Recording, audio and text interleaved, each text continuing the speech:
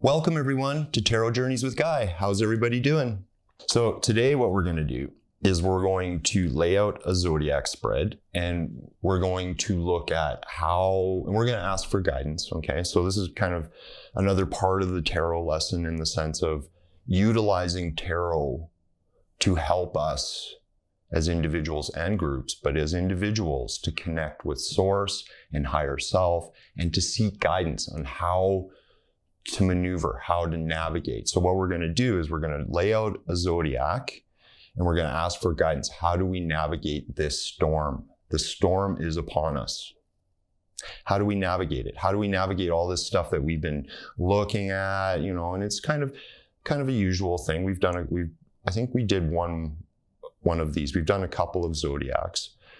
Zodiac is good because what it lays out is sort of the central areas, the 12 areas, if you look at it through the 12 signs of the zodiac, the 12 areas of life, right? So what we're going to do is we're going to draw out the 12 cards, and that's going to be the world, right? And all the different areas of the world and what's going on. And then the center card is us in the world. So we're going to look at all these different areas. In astrology, when you start looking at, instead of personality in the natal chart, and you start looking at events and circumstances in the world, it's called horary astrology, right? And so in a way, or electional astrology, and we're going to look at it through that kind of lens, okay? So us in the center here is the Ace of Wands. Now look up the Ace of Wands after the reading is done, and you can look on the internet or look up some books or something and just look at for the positive affirmation around the Ace of Wands, especially when we're talking about us in relation to what's going on in the world. We are the divine light. We are the divine fire. That divine light that is shining in the world. The fire within us, that is awareness, that is spirit, that is there is for us to remind us of the illumination of life, but it is also to burn away that which is no longer serving, that which is corrupted, that which needs to be burnt away. And so a lot of us have been put through this circumstance of self-development, like the quickening of the awakening, and how we all this stuff going on within us or without us, like in the world, it's put us into more of a position where we have to go more within, okay? But this is sort of like the kindling of the fire of life, the inspiration of life, the first start. So this is, and it's so interesting because in a way, this is kind of like the beginning of the chart in some ways. It represents the fire signs, and it represents like the spring equinox in that kind of sense of it, right? So it is a beginning. So we're in this kind of process where we can sort of, look at the world in such a way where a beginning is starting to present itself. And many of us are being sort of put into positions where, like there's a new start, there's new things happening, new jobs, new opportunities, new inspirations, new friends, new connections. It's a very creative card as well, right? Like the Ace of Wands, but right. So and it's funny, that card comes up because what we're seeking is inspiration by doing these readings, right? So this is kind of what it is. We have to see the negative circumstances and what's going on, like the shadow war, as we have to see the positives that come from the challenges of dealing with negatives, I guess is a good way to put it. I don't know, it's different, it's challenging, right? We're really, we're really being sort of put through the ringer right now. This is what we've been sort of prepared for, was the storm. And this is it. And it's batten down the hatches, I guess, is really what it's about, right? And keep keeping on. Don't let the world distract you. which is funny, because we have to take part in the world, but also the world, that part of the world that isn't real, that is the illusion. That's what it's saying. It's like, don't get caught by that. Okay, so Aries and Libra. So what we're going to do is we're going to go through the chart and we're going to read both sides, okay? Because both the polarities, we can start to see the polarities, the duality, and how they're unified through looking at the opposites, okay? And it's a good way to sort of get sort of a read, because you can go back and forth over the chart, right? So Aries and Libra. So Aries represents like the individual will and the creative fire, like what I kind of described, but it's that individual part of us that wants to express self, okay? And that wants to be sort of present in the world and say, hey, look, this is me, I am. Except the I am is more in the Leo kind of area, but it begins this process of recognizing the divine self, which is that kindling of that fire, right? That makes us move. So Page of Swords, right? Page of Swords. Swords represent mind. And so if you notice, there's a lot of swords again. Well, there's a few. It's kind of a mix. There's cups here too. But the swords represent the mind and communication and thought, right? And so in so many ways, this is like messages. The pages give out messages, or we're about to receive messages, right? But this is more outward in the sense of, because it's in Aries and it's an air sign. And I always see this card as kind of like social media. This card can be like espionage or spying on people. Gossip is also another part of it. It's like spreading information, right? But so people have been seeking their self-identity through these social media apps and the internet and the connections that they've achieved through that, right? And so this is something that needs to be kind of like checked, like what is authentic sense of self identity and what isn't. The children, the younger generations, are completely hooked on this. All of the people born in the internet era, in some way, shape, or form, have derived their self-identity from the internet and the people that are on the internet, just like what we're doing right now. That's not going to go away, and nor should we want it to go away, but it needs to be checked, right? I'm a big advocate of how does your internet reality connect with the real world, okay? And finding ways that they do connect and making it applicable, right? Making it tangible, and not necessarily giving so much credence to the intangible on the internet. It is a screen. It is a two-dimensional screen. We are multi-dimensional beings. So to solely derive a sense of identity around the infinite nature of the human condition from a two-dimensional screen does not make any sense. For many of us that we're doing, we get this, right? But a lot of people don't get this. We are part of that inspiration to show people like how to utilize social media in a healthy manner, getting healthy with it, and recognizing what it really is. This is a military tool. This is a weapon. And we have to take it as civilians and peacify it. We have to take it from that weapon aspect, the weaponized form, and turn it into a useful tool, and have it something that benefits our world and helps human reality and the human life grow with life on the planet, and in concert and in unison, versus the division. So like a huge source of division in the self comes from the internet right now. And this is, many of us recognize it. And so we're there to kind of hopefully gently show people this, or forcefully. It has to happen though. And we are being put into situations, even if it's one person that we interact with and we're able to share some of this, that's what's needed. It's kind of getting us, like the viewers at home and me, to derive inspiration off of the internet or other areas, so that when we approach the internet, it's like fresh. and it's always being refreshed. We're refreshing our presence on the internet with real reality, the real stuff. That's what gets people, right? People love the internet. They love the YouTube. They love the streaming. They love the live stuff because it's real. People are being real. This is what we got to realize, okay? And so the relationship with our children, right? And I always see the sun card in some way as I mean, there's a child here, the little Christ-like figure. It's like baby Jesus, maybe, or baby you, child of God.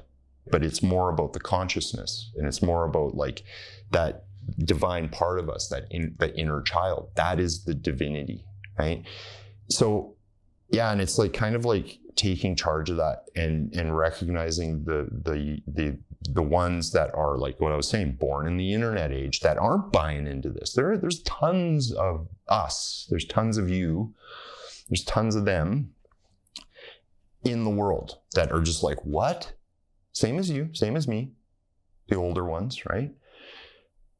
This isn't about generations. This is about all of us, right? So, and that's what we got to sort of recognizing those young ones in our lives that are kind of wait a second, I want a real life. I want to get out in the world.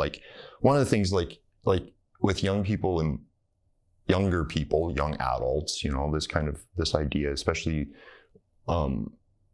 post-teenagers that are going out into the dating world or trying to find a partner or love and marriage and our family and stuff like that. It's encouraging them to sort of seek that outside of the internet, not from these apps and just connecting with people on Instagram or whatever it is. People are connecting. And in fact, I know a lot of people that have met online and they're happily together and in love and are fulfilling that soul contract with themselves.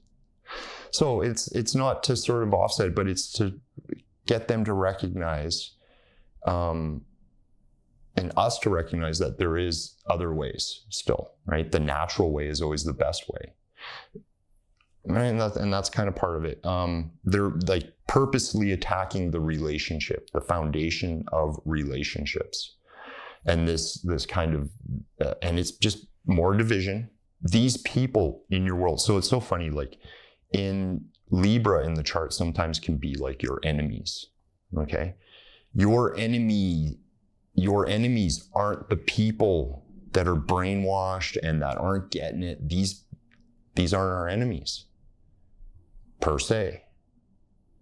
Our enemy is something much more profound, much deeper. There's levels to it. First and foremost, primarily, we have to look at how we are our worst enemy, first and foremost, right? The other part of it is this social engineering thing. This is completely deep state controlled, okay? And these guys that are still in place, that are still doing this stuff, the system is so ingrained. It's the entire internet has been created around social engineering people. We're seeing the results of it.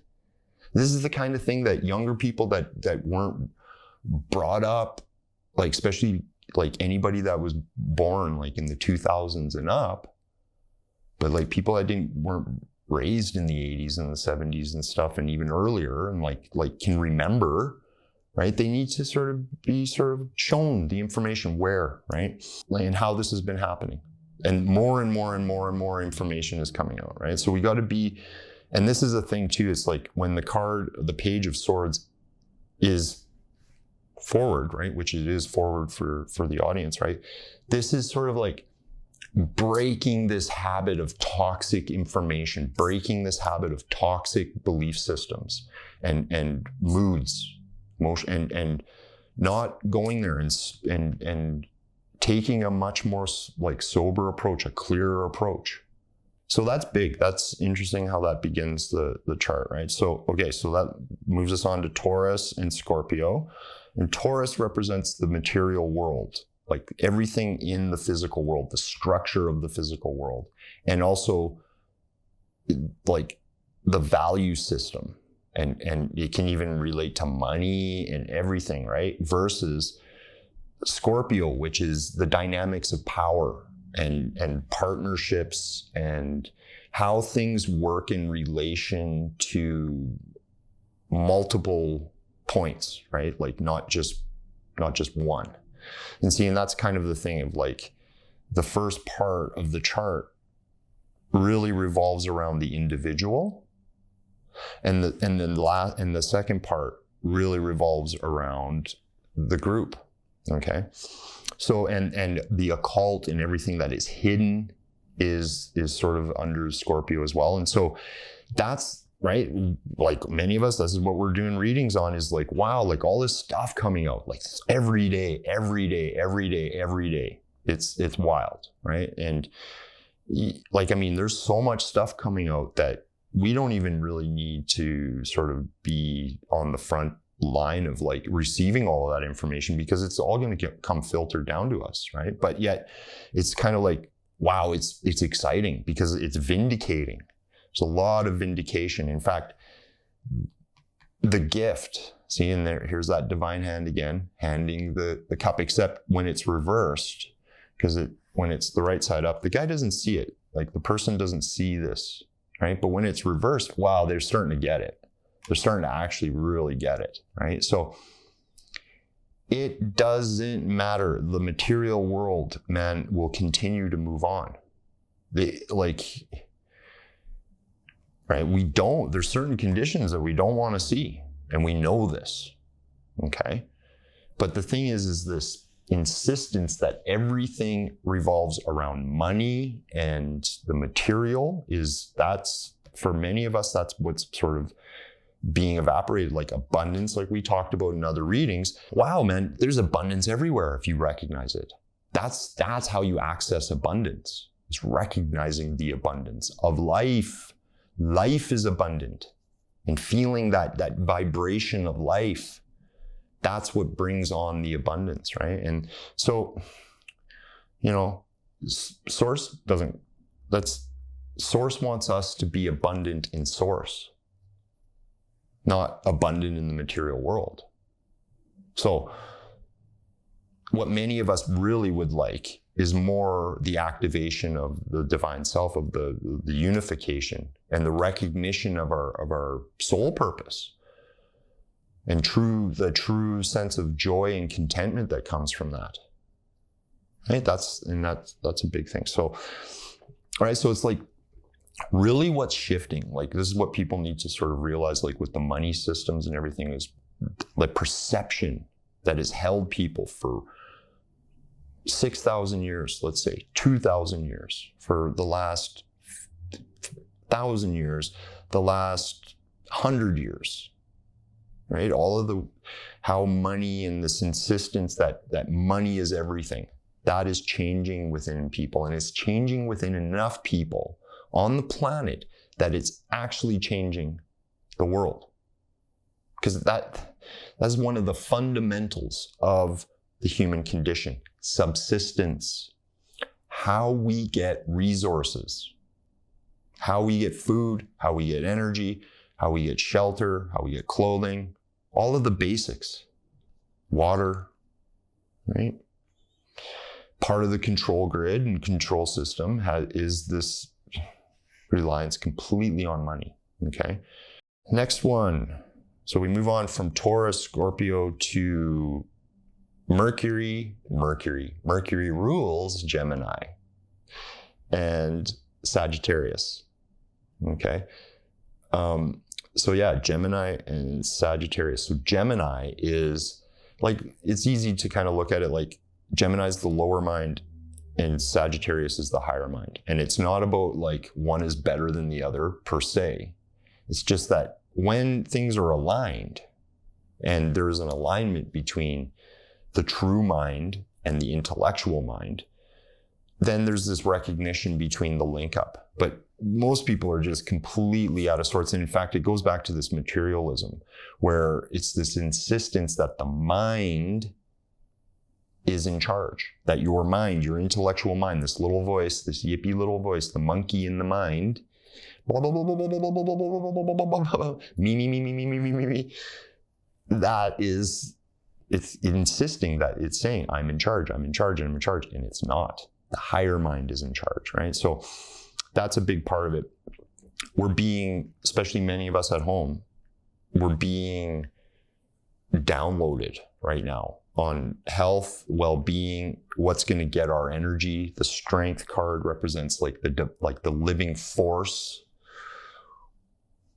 and health and well-being, right? And we're getting the inspiration to kind of get back into that mode of but we're getting stuff. Some of us need that help, right? Like some of us have, there's some people out there that have ailments that they have no idea why. And their higher self is trying to direct them towards what is going to help rejuvenate that energy, right? Because that's what's needed right now. We need to give the lower mind a break. So it's funny, we got 2 major arcana cards here. So this is a major lesson, right? A lot of the lower mind is being sort of influenced by groups of people that understand how the intellectual mind works and how perception works, and utilizing it like through technique and technology and manipulating it, and manipulating the way people are thinking, versus like where the true self is blasting through. And so that's what we got to do, is we got to give that intellectual mind a break, give the internet a break, give the system, the wheel, get off the wheel, jump off the wheel, give it a break so that you can jump back on the wheel. It's so funny because this card here, because this is reversed. So the intellectual mind doesn't understand the greater cycles of reality. Much of the material world and the internet reality doesn't understand this. It's like amnesia, right? But this represents like the cycle of going back and forth. And this card is one of the most esoteric cards in the deck. It is loaded with symbols. There's a few cards in the tarot that teaches the tarot, like completely, just the one card. And this is one of them. And so it represents the cycle of everything going up and everything going down. So there's this insistence with a lot of people, especially online, and just like, oh, it's never going to get better. Oh my God. And it's very linear, right? And even to the point of many belief systems revolve around linearity. Like there's a point A, point B. And truth be known, it's actually more circular and secular. And this is something that the ancients have always known. And humans have always tried to sidestep this, right? And it always comes out that what once had risen shall come down to rise again, as above, so below, that kind of thing, right? And sort of recognizing it, right? And giving a break, the mental break that's needed, the meditation, right? To allow this transmission of the higher self, the transmission of divinity to come through. So it's funny, prayer and meditation, really important. This is what all the masters teach us.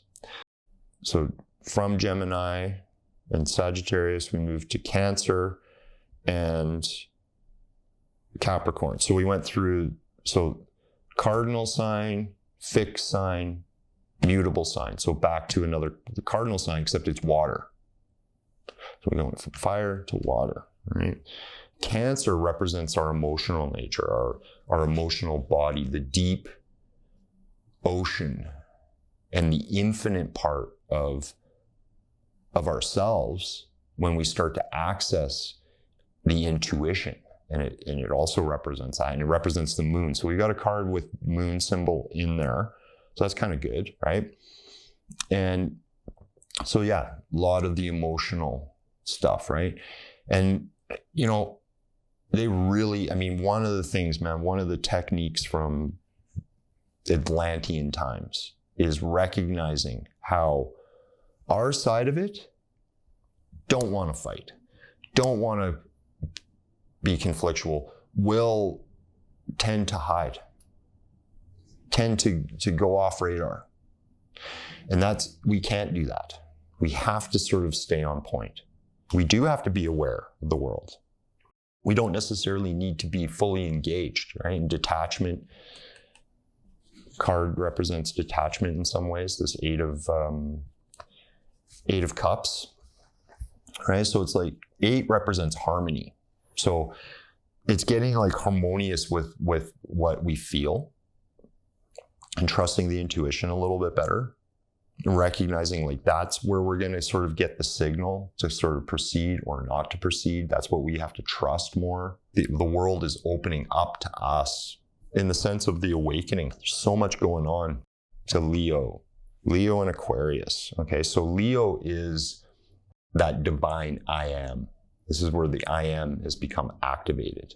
Okay, versus the group, right? So, and Leo is kind of like one of these, it's the fixed fire sign. So this is like the lion rips everything apart. Cancer kind of encloses and the lion opens up, right? So, and that's kind of the thing. It's like being the true self, being our whole self in the presence of others. But yet we have to be more tempered. We have to kind of hold our composure even better. And so if you're getting fired up or whatever, just take a break, walk away. Don't get into conflict with people that you don't see eye to eye with right now. These same people are going to come over, right? It's just, we got to have more composure. That's the big thing, but it's part of our test, and we're being guided towards this. So that's the thing. If you're having a hard time and you're in the work, like I keep going back to work, okay? Because this is where we have to kind of engage with people that we might not normally engage with, right? If you're starting to get fired up, just take a break and ask, Source, please help me with composure and the strength to be patient and to continue on, and guide me, show me the way. We all want to take part. Every single human being, one of the prime directives, people don't talk about this enough, actually. Because like survival, yes, that's one of the prime prerogatives of the human form. Same as, reproduction, but it's also belonging. Another one is all humans, for some, in big or small, want to belong. And that's kind of what's happening. We all want to take part in this. People don't want to be left out. Right? That's a big thing. But yeah, moving into sort of less fear-based sort of scenarios with people. And like, that's you kind of have to go into your world with that sort of mode, more the love and not the fear, right? And there are going to be certain people that are there to resonate fear, and that you got to recognize that, right? Because people are moving away from this stuff. They're so sick of this crap, all of it. Most people just they don't want it, period, right? Okay, so that was Leo and Aquarius, and then that moves us to Virgo and Pisces at the end, right? So material growth or release versus spiritual growth or spiritual release, okay? And so, yeah, it's like getting into the joy, getting into the connection, getting into like the celebratory part of it. This can be also like cleansing. I kind of see this like maybe a spa day, like, hanging out with the girls, right? All the girls come together, all the boys, I don't know, people do this spa stuff, or they go on events together, like getting together. Like your health and your well-being also has a lot to do with accessing joy, right? And connecting, right? And just kind of getting, and so funny, these two cards kind of revolve around truth, right? When the Three of Cups is reversed, it represents betrayal in some way, or somebody's been cheating, and then this is like the Seven of Swords is being deceitful and lying and shifty, right? And so it's like kind of releasing that. And so if you're really concerned with how the world has been lying to you, well, first look at how are you lying to yourself? That's what needs to be clear. We got to be clear with ourselves. Virgo is really about kind of getting our house in order in some ways, right? Balance, order, 6. So the 6th sign, approaching it more from that point of view. And so that when you go into the world, you're much clearer and much more inspired, and that fire is kindled and you're accessing it. But sometimes that inspiration in life is a kind of a personal thing. It doesn't have anything to do with the everyday world. And sometimes it does have something to do with it. Okay, I think that's good for now. Hope that's clear. I hope everybody enjoyed. So please, if you haven't already, hit that subscribe button, hit the notification bell. It really helps. Like the video, leave a comment and share. I hope you have a wonderful day or evening. Please take care, and I hope to see you on the next one. Bye-bye.